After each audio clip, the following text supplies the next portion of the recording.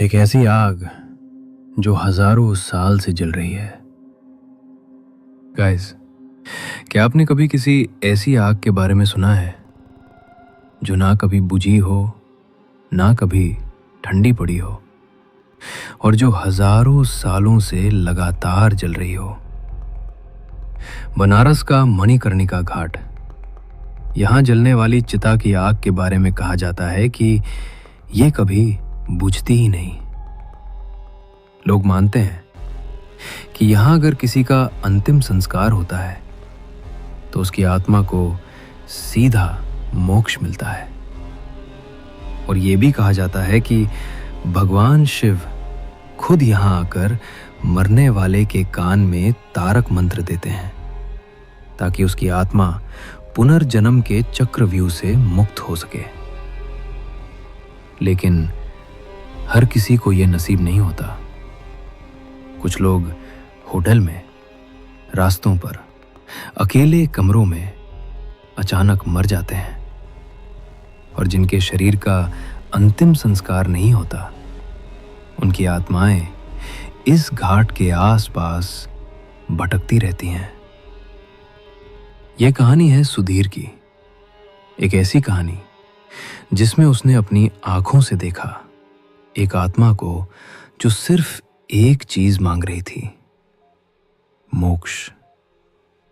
साल था 2018।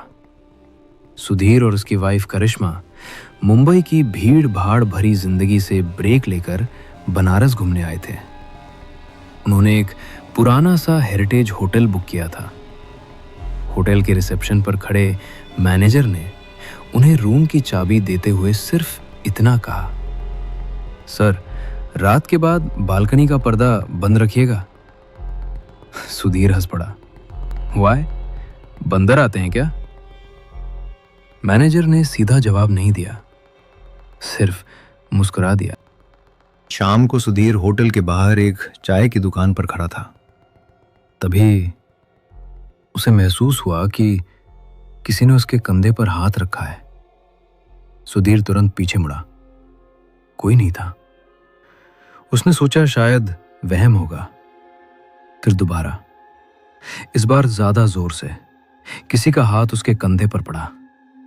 सुधीर का दिल जोर से धड़कने लगा और पीछे से एक धीमी आवाज आई, हर किसी को अंतिम संस्कार नसीब नहीं होता भाई साहब। सुधीर ने पलट कर देखा। उसके सामने एक 22 से 23 साल का लड़का खड़ा था। सफेद कुर्ता, पैर नंगे, बालों में मिट्टी और आंखों के नीचे गहरे काले गड्ढे। कुछ लोग रास्ते में मर जाते हैं, कुछ होटल के कमरों में। उन्हें यह विधि प्राप्त नहीं होती। यह कहकर वो लड़का धीरे से मुस्कुरा दिया और फिर भीड़ में गायब हो गया। रात के करीब 2:17 बजे सुधीर की आंख अचानक खुल गई। रूम में एक अजीब सी सिसकियों की आवाज गूंज रही थी, जैसे कोई चुपचाप रो रहा हो। सुधीर ने करिश्मा की तरफ देखा। वो गहरी नींद में थी। आवाज बालकनी की तरफ से आ रही थी। बालकनी का लंबा सफेद पर्दा हल्का हल्का हिल रहा था और उसके पीछे एक परछाई खड़ी थी, बिल्कुल सीधी, जैसे कोई आदमी खड़ा हो। सुधीर धीरे धीरे पर्दे की तरफ बढ़ा। उसका गला सूख चुका था। जैसे ही उसने पर्दा हटाया, वहां कोई नहीं था। नीचे से कुत्तों के जोर जोर से भौंकने की आवाज आई। सुधीर बालकनी से झांक कर देखता है। होटल के बाहर 5 से 6 कुत्ते एक ही जगह देखकर भौंक रहे थे, और वहां स्ट्रीट लाइट के नीचे वही लड़का खड़ा था। इस बार उसकी आंखें सीधा सुधीर की तरफ थीं। सुधीर तुरंत नीचे भागा और लड़के की तरफ जाते ही उस पर गुस्से में चिल्ला दिया, क्यों मेरे पीछे पड़े हो? लड़का धीरे से बोला, मैं आपको परेशान नहीं करना चाहता।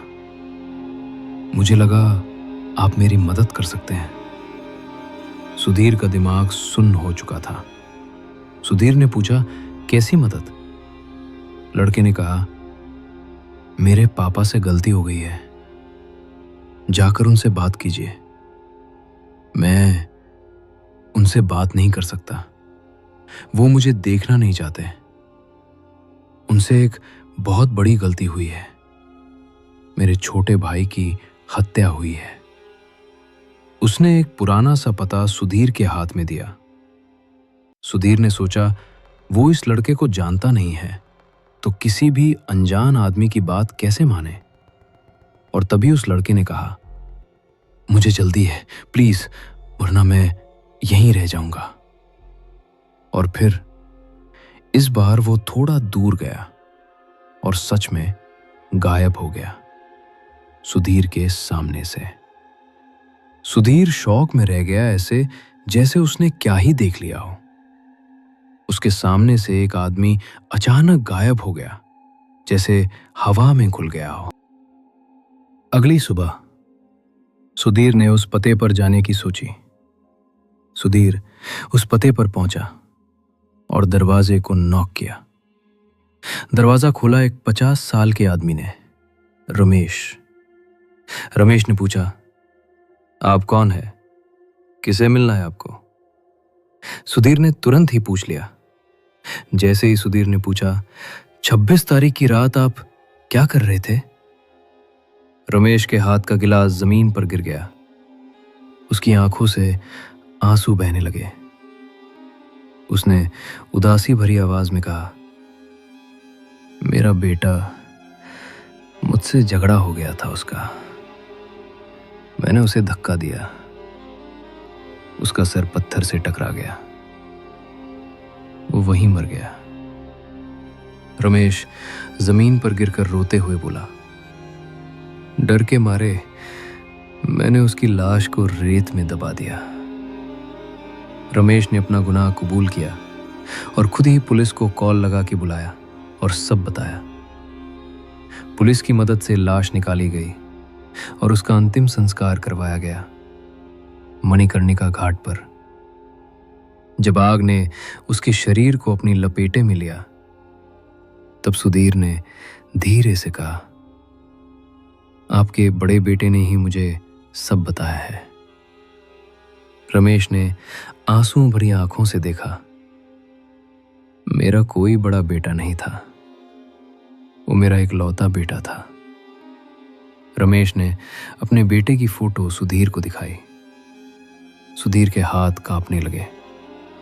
फोटो में वही लड़का था जो होटल के नीचे खड़ा था, जो बालकनी के पर्दे के पीछे रो रहा था, जो मोक्ष मांग रहा था। अंत में वहां के एक पंडित जी ने सुधीर से कहा, बेटा, तुम बस एक जरिया थे।